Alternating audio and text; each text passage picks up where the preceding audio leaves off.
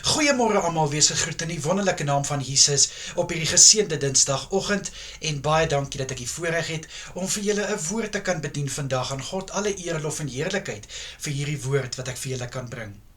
Nou Sondag aand toe ek ons kerk bygewoon het, waarby ek betrokke is natuurlik, het die pastoor so mooi gepreek en toe sing ons 'n liedjie van Thrive Worship wat sê Coming Back.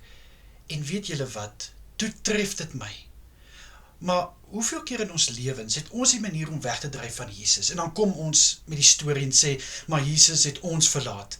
My boetie en sissa, Jesus het jou nog nooit verlaat nie.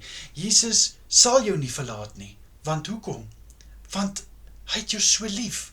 Hy is so lief vir jou soos wat 'n vader vir sy kind is. Hoekom? Hoekom sal hy jou dan nou los? Dis eerder ons wat hom los. En ek sien toe 'n visioen van hoe Jesus staan met sy arms uitgestrek en sê, kom na my toe my kind, ek wag vir jou, ek is hier. Dit was 'n hoendervleis oomblik. En kind van God, ek wil vandag vir jou sê, jy wat dink die Here het jou verlaat, dink weer, want God het jou nie verlaat nie. God is nog altyd daar. En in Lukas 15 lees ons van die verlore seun, wat weggegaan het van sy pa af, maar later het hy weer teruggekom.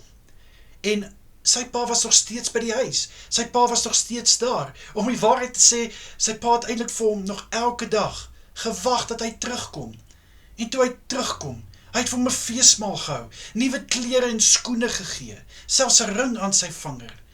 Dit is hoe lief sy pa vir hom is.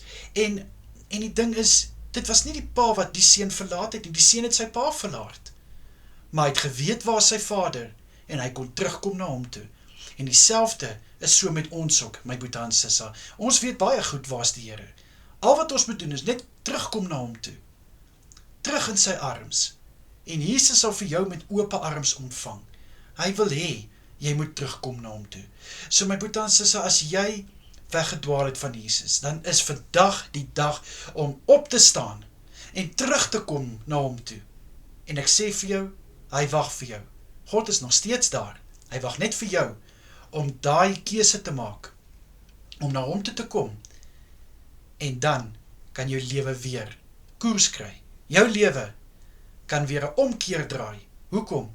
Want jy's terug by jou Vader, en hy wag vir jou. Moenie verder tyd mors nie, my boetie en sissa.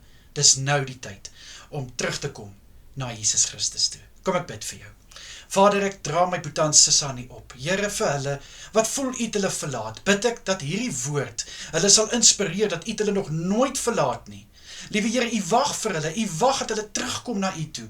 Ek bid in die kosbare naam van Jesus, laat hulle vandag dit los wat hulle weerhou om terug te kom na u toe, wat dit ook al mag wees, materialisme, gedagtes, gevoelens, wat ook al. Maar laat hulle weet, u wag vir hulle, u is daar, u is met uitgestrekte arms, en u sê, kom na my toe my kind, ek wag vir jou, in Jesus Christus naam. Dankie Here. Amen en amen. My boetie en sissa, julle moet 'n wonderlike dag verder hê. Kyk asseblief mooi na julle self, en natuurlik as dit die Here se wil is, gesels ons weer môre. Tot dan, tot ziens julle, mooi bly.